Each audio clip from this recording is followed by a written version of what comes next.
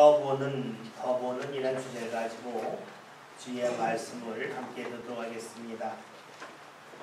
저희 집 자녀가 어렸을 때에 자녀들이 함께 가면 좋아했던 곳이 있습니다. 다름 아닌 대형마트입니다. 대형마트는 말 그대로 아주 넓습니다. 여름에 가면 시원하고 겨울에 가면 따뜻하기도 하기에 자녀들이 참 좋아했습니다. 좁은 집에 있다가 넓은 곳에 가니까 여기저기 뛰어다니고 또 여기저기서 놀 수 있는 거리를 찾기도 했습니다.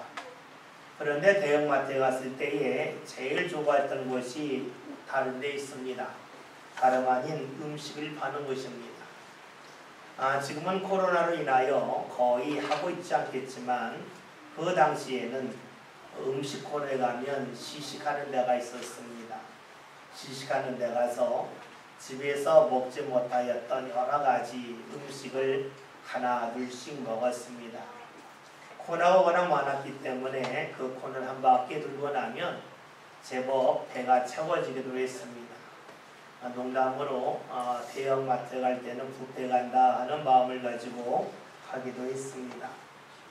마트에 가서 이것저것 시식을 하다 보면 자녀들이 한 번 먹고 안 먹는 것이 있고 어려서 그런지 체면 불구하고 몇 번 계속해서 먹는 것이 있었습니다.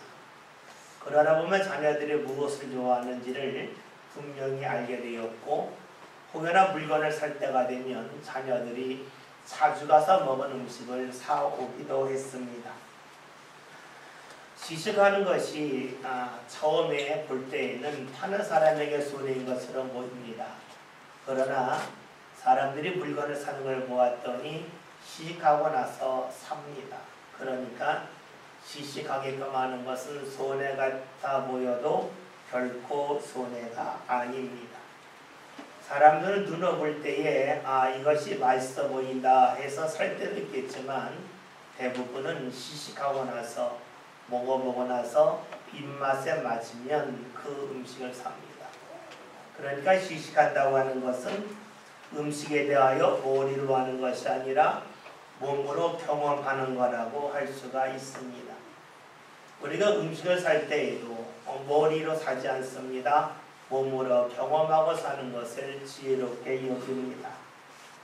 사람이 머리로 아는 것도 있지만 몸으로 아는 것이 더 정확합니다. 그러기에 사람들은 머리보다 몸으로 경험하는 것이 더 낫다고 말을 하죠. 그러니까 우리 삶 가운데 시식하는 것은 비단 대형마트에서만 경험하는 것이 아님을 알 수가 있습니다. 요즘에 많은 사람들이 농촌에 가서 생활하라고 하는 이들이 있습니다. 귀농한다고 그러죠. 예전에는 자신이 귀농하고 싶다고 해서 내려갔는데 요즘에는 귀농학교가 생겼습니다. 도시에 사는 사람들이 농촌을 잘 알지 못하니까 농촌을 미리 한번 경험하라고 귀농학교를 합니다. 짧게는 일주일, 길게는 2주일을 하죠.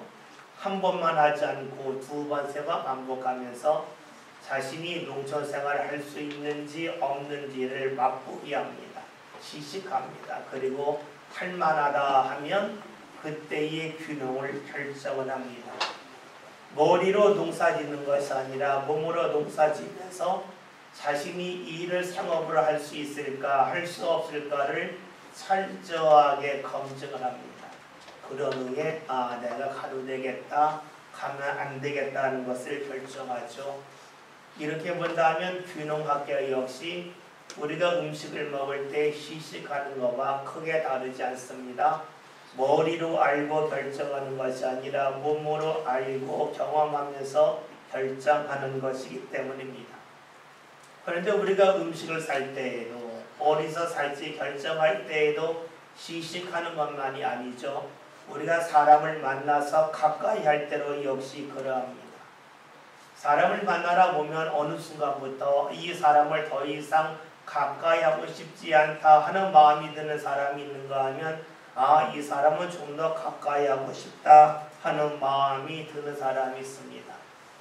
자신이 힘든 일을 경험할 때에 그 일을 대수롭지 않게 여기면서 전혀 관심을 갖지 않은 사람이라면 오랫동안 만나왔음에도 불구하고 이 사람 가까이 하고 싶다 하는 마음 들지 않습니다.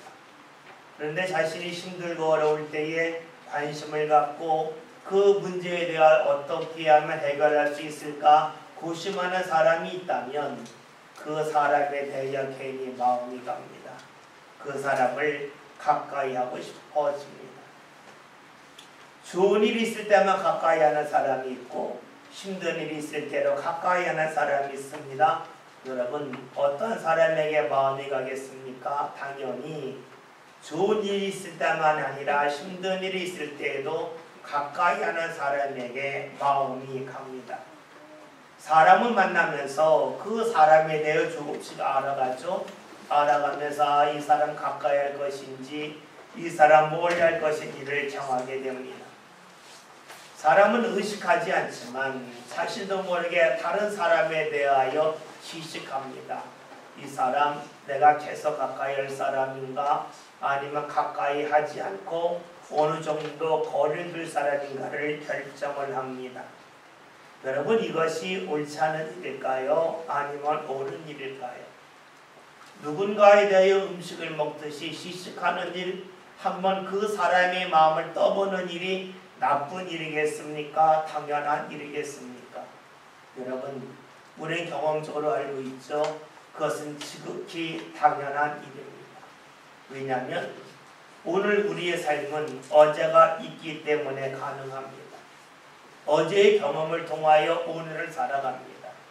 어제까지 내가 경험한 그것을 가지고 오늘 만나는 사람의 모습을 알아갈 수 있습니다.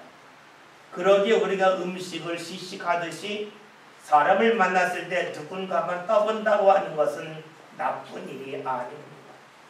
너무나 당연하고 어떻게 보면 지혜로운 일이라고 말할 수가 있습니다. 여러분 이렇게 본다면 우리가 하나님을 믿는 것은 어떠하겠습니까? 하나님을 믿을 때 처음부터 무조건 열심히 믿는 것이 좋은 일이겠습니까? 아니면 하나님에 대해서도 음식을 먹어 시식하듯이 시식해보고 하나님에 떠보는 일이 올바른 일이겠습니까? 우리는 음식을 먹을 때에 입으로 먹습니다. 머리로 먹지 않습니다. 다시 말하면 처음부터 보기 좋으니까 먹어야지 하지 않습니다. 먹어보고 나서 더 먹을지 더 먹지 말할지를 결정합니다. 귀농학교가 있습니다. 농촌에 가서 사는 것이 좋다고 여겨서 무조건 내려간다면 지혜롭지 못하겠죠. 시식합니다. 떠봅니다. 그리고 나서 내가 농촌에 가서 살지 말을 결정하는 것이 바로 귀농학교입니다. 그러하다면 하나님을 믿는 것도 역시 그러하지 않겠습니까? 하나님을 믿을 때로 처음부터 무조건 열심히 믿는 것이 아니라 내가 하나님을 믿는 것이 과연 좋은 일일까? 좋지 아니한 일일까? 떠보는 것은 지극히 당연한 일일 것입니다. 내가 교회에 나와서 주의 말씀을 듣는 것이 내 삶 가운데 유익한 일인지 아닌지를 한 번쯤 떠보는 것은 너무나 당연한 일입니다. 왜냐하면 하나님을 믿는 것은 머리로 믿는 것이 아니라 삶으로 믿는 것이기 때문입니다. 누군가의 말을 듣고 하나님을 믿는 것이 아닙니다. 내가 경험하고 나서 하나님은 믿을 만한 분인지 아니면 믿을 만한 가치가 없는 분인지를 결정할 일이 우리에게 필요합니다. 즉 신앙에도 지식이 필요합니다. 좀 불경스럽게 들리겠지만 우리는 살아가면서 하나님을 떠볼 필요가 있습니다. 떠보지 않고 무조건 믿는다고 하는 것은 무척이나 위험한 일입니다. 오늘 말씀에는 하나님이 사람의 몸을 입고 오신 예수님을 떠보는 사람들이 나옵니다. 오늘 말씀 이렇게 시작하죠. 1절에는 말씀을 다 같이 한번 보겠습니다. 말씀 봅니다. 예수께서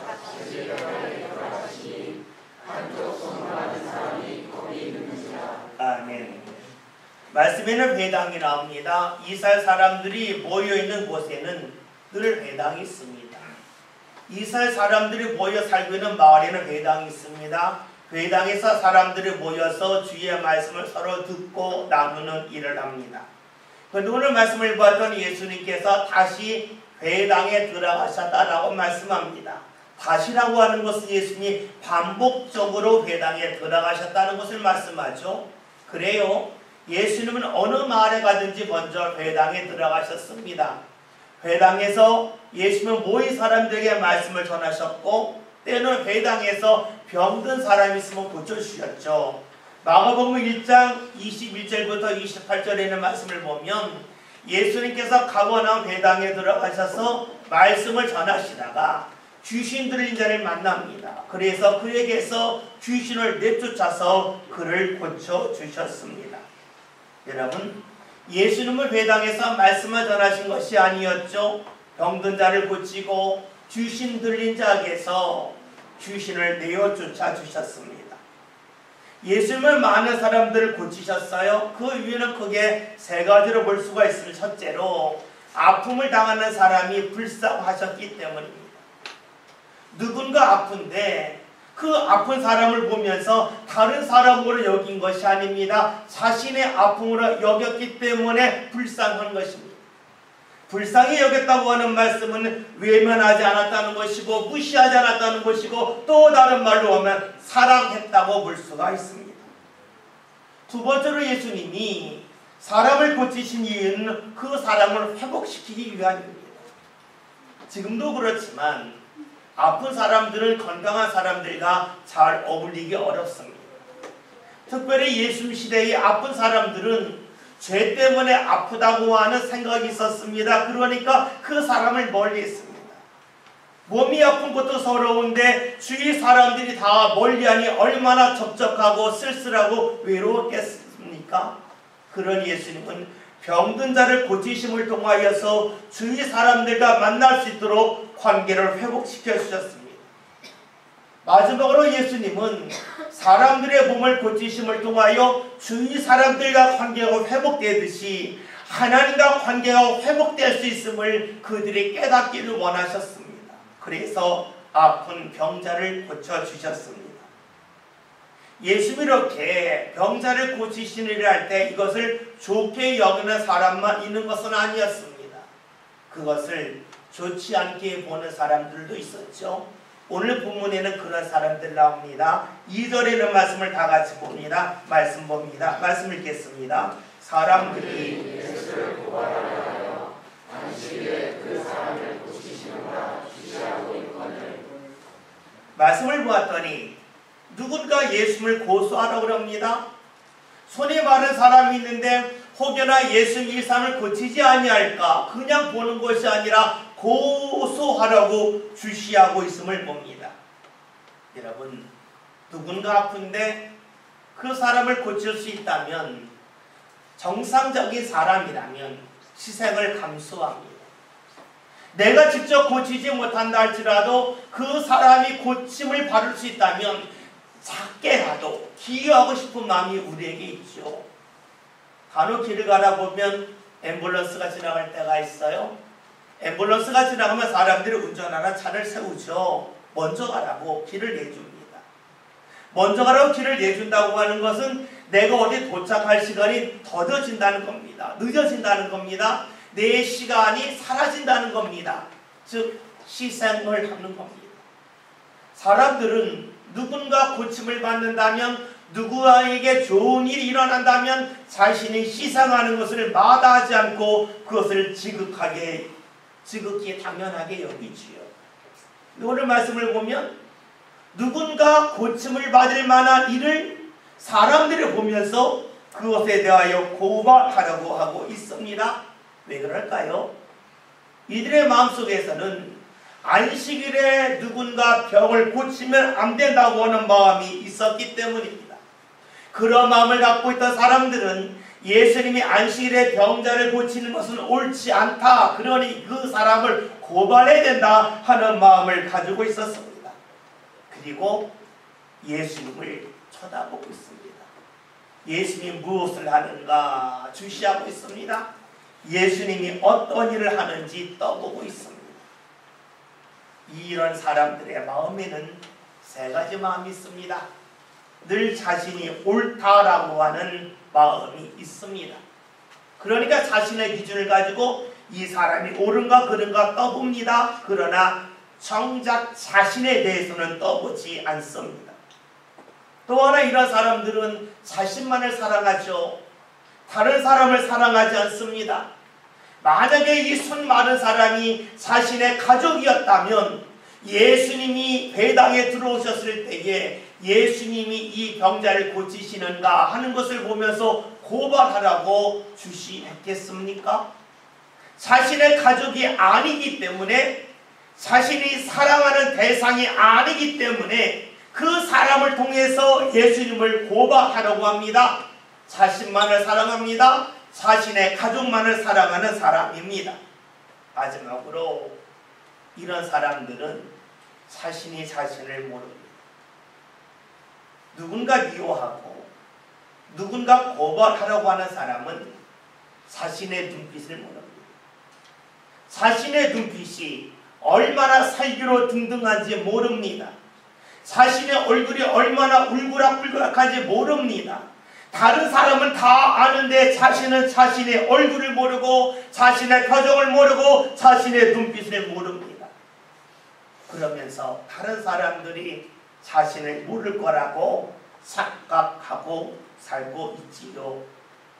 예수님은 회당에서 손 마른 사람을 보셨습니다. 그리고 예수님을 고발하라고 주시하는 사람들도 보고 계십니다. 누구라도 볼 수 있죠. 누구라도 알 수 있습니다. 이 사람을 고치면, 손 마른 사람을 고치면 이 사람들이 싫어할 것이고 고발할지 다 알고 있습니다. 고발하면 어려움에 처할 수밖에 없겠죠. 잘못해서 어려움 당하는 것 아니에요. 선한 일 하면서도 어려움 당할 수 있습니다. 이것을 예수님은 충분히 알고 계십니다. 그러니 고발당한다면 억울한 일이지요. 우리는 억울한 일을 원치 않아요. 억울한 일을 피하고 싶어 합니다. 예수님도 피할 수 있는 길이 있습니다. 제일 먼저 손 마른 사람 보고 모른 척하면 됩니다. 그러면 어려움 당하지 않습니다. 두 번째로 그 사람을 고치신다 할지라도 이 사람을 데리고 나가서 아무도 보지 않는 곳에 가서 몰래 고치시면 어려움 당하지 않습니다. 고치신다 할지라도 안식일 다음날 고치면 어려움 당하지 않습니다. 이 정도쯤은 누구나 다 아는 일입니다. 그런데 예수님은 그렇게 하지 않으시지요. 오늘 말씀을 가해 3절에는 말씀 보겠습니다. 다 같이 봅니다. 예수께서 손 마른 사람에게 이르시되 한가운데 일어서라 하시고 아멘. 예수님은 어려움을 피할 길을 하셨습니다. 세 가지라고 다 하십니다. 그러나 예수님은 그 사람을 사람들 가운데 세우셨습니다. 어려움 당할 줄 알면서도 그렇게 하셨습니다. 왜 그렇게 하셨을까요? 예수님의 삶의 초점은 철저하게 하나님에게 있었기 때문입니다.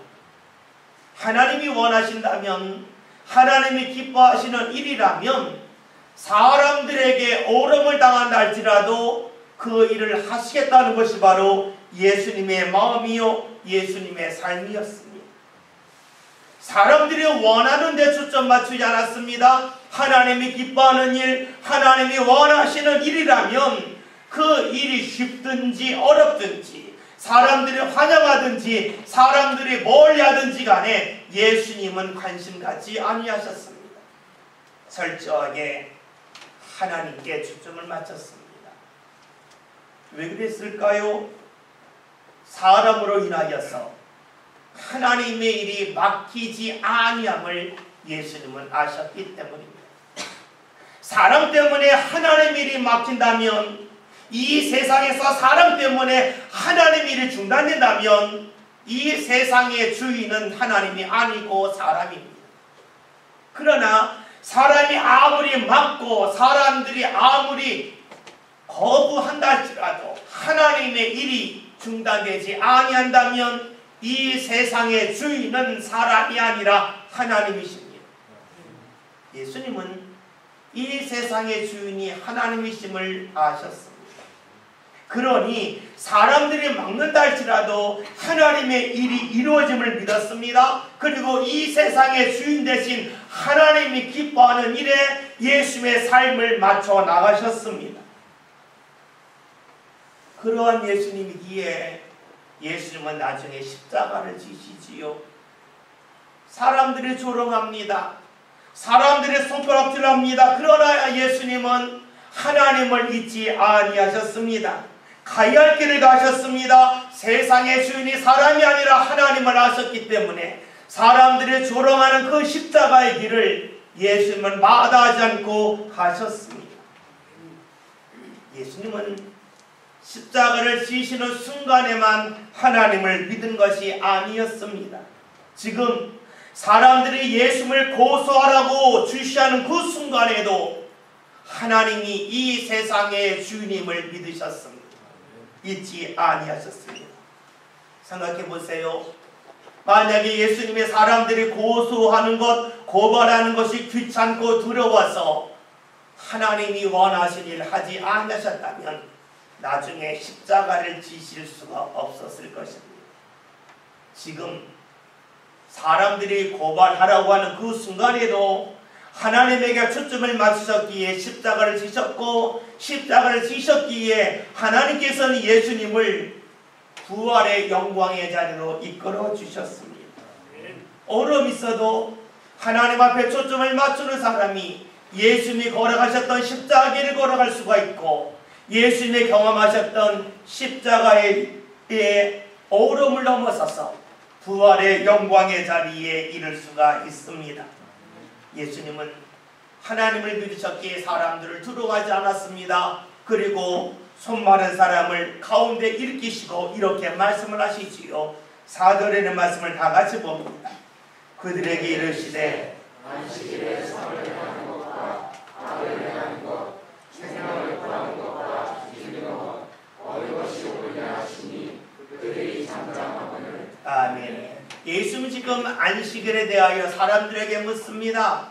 사람들은 안식일은 쉬는 날이라고 여겼어요. 쉬는 날. 여러분, 무엇이 쉬는 것이 진정한 쉼일까요? 많은 사람들은 몸이 쉬는 것을 쉼이라고 생각합니다. 예, 몸이 쉬는 것도 쉼입니다. 그러나 우리는 몸이 쉬지만 때로는 마음이 무척이나 어려움에 빠져 있을 때가 있습니다. 큰 고민에 빠질 때가 있습니다. 그때 우리 말하죠. 나는 쉬는 것이 아니라고 말합니다. 진정한 쉼은 몸의 쉼이 있지 않습니다. 마음의 쉼이요 영혼의 쉼입니다. 우리는 몸이 쉬어지면 마음이 쉬어진다고 생각하지만 몸이 쉰다고 해서 마음을 쉴 수 있는 것은 아닙니다. 왜냐하면 우리의 몸은 우리가 어느 정도 내 마음대로 조절할 수가 있지만 내 마음은 그러하지 않기 때문이죠. 내가 누군가 사랑하고 싶다가 사랑해집니까? 내가 누군가 미워하는 것을 용서해야지는 마음이 든다고 용서가 됩니까? 안 되지요. 몸과 마음은 다릅니다. 우리의 마음은 내 마음대로 할 수가 없습니다. 주님이 도우셔야만 우리의 마음이 움직여집니다. 그렇다면 우리의 마음의 쉼은, 우리의 영혼의 쉼은 어떻게 가능합니까? 주님이 함께 하심을 통해서만 우리의 마음과 영혼의 쉼을 얻을 수가 있습니다. 우리가 왜 주일의 교회에 와서 예배합니까? 하나님께 영광 돌릴 뿐만 아니라 하나님께 예배함을 통하여 하나님께서 내 마음과 내 영혼의 안식을 주심을 믿기 때문이지요. 경험했기 때문이죠. 그러기에 우리는 주님 앞에 나옵니다. 그런데 당시 유대인들은 그런 마음이 없었습니다. 하나님이 안식하라고 할 때에, 쉬라고 할 때 몸이 쉬는 것만을 생각했지요. 그래서 그들은 말하는 겁니다. 그들은 생각하는 겁니다. 안식일에 일을 하면 안 된다라고 말하고 생각했지요. 그런 일에 예수님 말씀하십니다. 진정한 안식일이라면 무엇이 정말로 옳은 일이겠느냐? 선을 행하는 것일까? 악을 행하는 것일까? 고치는 것과 아니면 병들게 하는 것입니다. 죽이는 것인가 살리는 것인가 묻고 계십니다. 이런 물음에 사람들은 아무런 말도 하지 못하였습니다. 자신들의 생각이 옳지 않음이 드러났기 때문이지요. 사람들이 아무런 말도 하지 않을 때 예수님은 이렇게 행하십니다. 5절에 있는 말씀을 다 같이 봅니다. 다 같이 읽겠습니다. 그들의 마음이 완악함을 단식하사 노하심으로 그들을 불러오시고 그 사람에게 이르시되 내 손을 내밀하시니 내 눈에 그 손이 회복되었더라. 아멘. 예수님은 손 마른 사람에게 손을 내밀라 하셨습니다. 만약 예수님께서 안식일에 관해서 앞에서 말씀하지 않았다면 이 손 마른 사람도 예수님의 말씀을 듣고 손을 내밀기를 주저했을 겁니다. 예수님은 안식일에 이 사람을 고침에 있어서 어떤 행동도 하지 않으셨습니다. 말씀만 하셨습니다. 그럼에도 불구하고 사람들은 예수님을 고발하려고 하지 않습니까? 반면에 이 사람은 예수의 말씀을 듣고 행동을 옮겼습니다. 그러하다면 예수님을 고발할 때에 이 사람도 함께 고발할 겁니다. 이랬다고 고발하겠죠. 그런데 예수님께서 참된 안식일에 무엇인지 간에 말씀하셨습니다. 그 말씀을 들었기에 이 손 마른 사람도 예수님의 말씀을 듣고 손을 내밀려 할 때에 담대하게 용기 있게 손을 내밀었습니다. 믿음을 갖고 손을 내밀 수가 있었지요. 그 가운데 이 사람의 손이 낫게 됩니다. 감사할 일이죠. 그러면 이런 일이 나타났을 때에 예수님이 고발하려던 사람은 어떻게 했을까요? 6절에는 말씀을 다 같이 봅니다. 다 같이 봅니다. 바리새인들이 나가서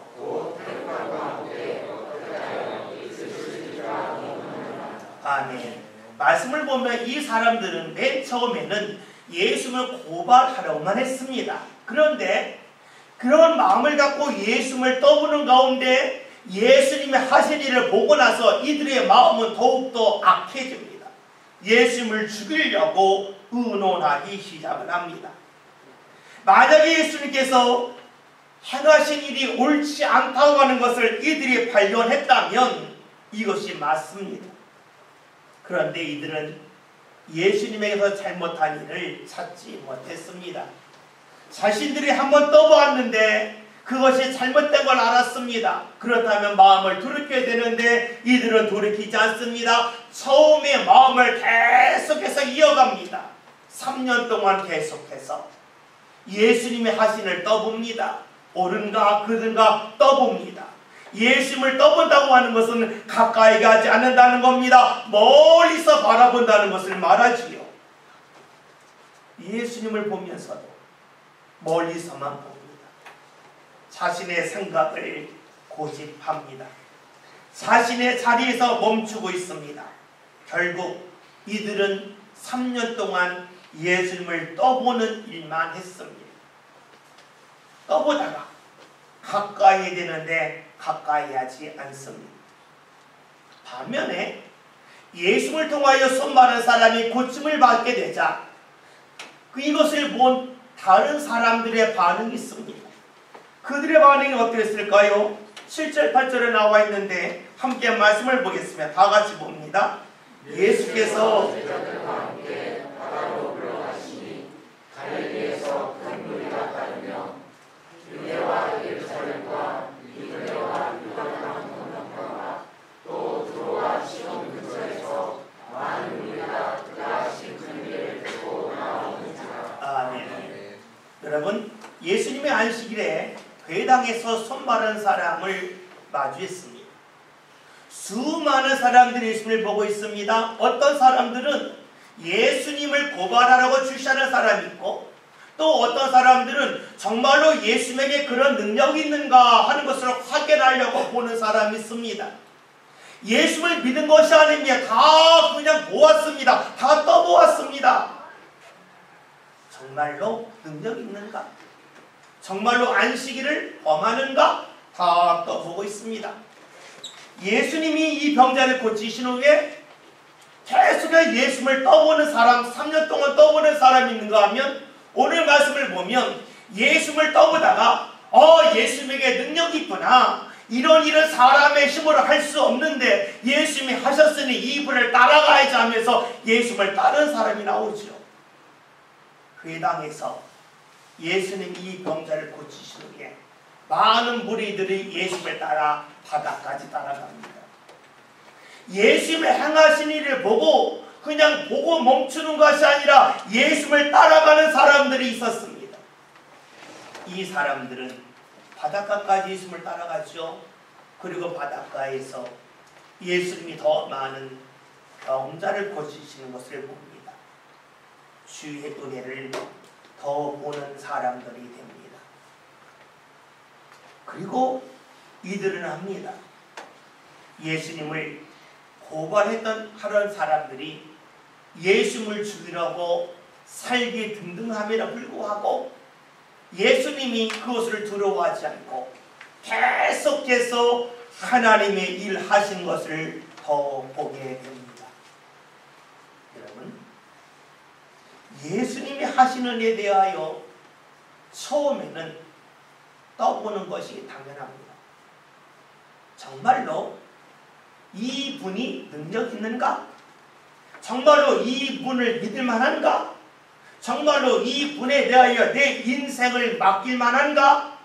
떠보는 것은 당연한 일입니다. 그런데 어떤 사람들은 계속해서 떠보는 일만 합니다. 어떤 사람들은 떠보는 일을 하다가 주님을 믿고 따르면서 주의를 더 보는 사람들이 됩니다. 신앙의 출발은 떠보는 데 있습니다. 정말로 따라야 될지 믿어야 될지 떠보는 데 있습니다. 그러나 떠보는 것이 신앙의 완성은 아닙니다. 신앙의 출발에 불과합니다. 떠보는 일을 통해서 주님을 믿고 따르면서 주의를 더 보는 것이 신앙의 과정이요 신앙의 사람들이 걸어가야 할 길입니다. 음식을 먹을 때에 지식을 하고 먹습니다. 이 음식이 자신의 입맛에 맞는지 떠보는 일을 하고 나서 그 음식을 먹지요. 그리고 나서 그 음식이 마음에 들면 그 음식을 구입을 합니다. 그리고 그 음식을 계속해서 맛있게 먹지요. 신앙 역시 그러합니다. 처음부터 무조건 믿는 게 아닙니다. 떠보는 겁니다. 주님 앞에 기도해 보는 겁니다. 주님 앞에 내 삶을 맡기며 헌신해 보는 겁니다. 그러면서 주님이 함께 하시는 일을 떠보는 겁니다. 그리고 떠본 후에는 주를 믿고 주의를 더 보는 자리로 나가기를 소망하는 것이 우리의 믿음이라 할 수 있습니다. 오늘 말씀 제목이 떠보는 더 보는입니다.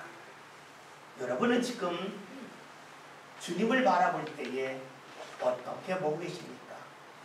떠보는 자리에 계십니까? 아니면 주님을 믿고 따르는 가운데 더 보는 자리에 계십니까? 전 우리 믿음의 성도들이 떠보는 자리에 있을 수 있습니다. 그러나 그 자리에서 멈추지 맙시다. 떠보는 자리에서 이제 나의 마음이 정해졌다면, 정말로 믿을 뿐이라 여긴다면 많은 사람들을 회당에서 바닷가까지 예수님을 따라가는 가운데서 주위를 더 보는 은혜 경험을 했듯이 우리의 삶도 역시 그러야 될 것입니다. 어렸을 때에 저희 자녀들이 시식하는 것을 좋아해서 마트에 가면 따라봤습니다. 그런데 어느 나이가 지나니까 시식하려고 하지 않습니다. 시식하는 것을 기쁘게 보지 않고 좀 부끄러워하고 창피하게 여겨서 잘 하려고 하지 않습니다. 그렇습니다. 시식하는 것, 떠보는 것은 어렸을 때 하는 겁니다. 어렸다가 성장하면 떠보려고 하지 않습니다. 알기 때문이죠. 우리 신앙도 어렸을 때는 떠볼 수 있습니다. 그러나 우리의 신앙이 성장하면 계속해서 떠보는 자리 있지 않습니까?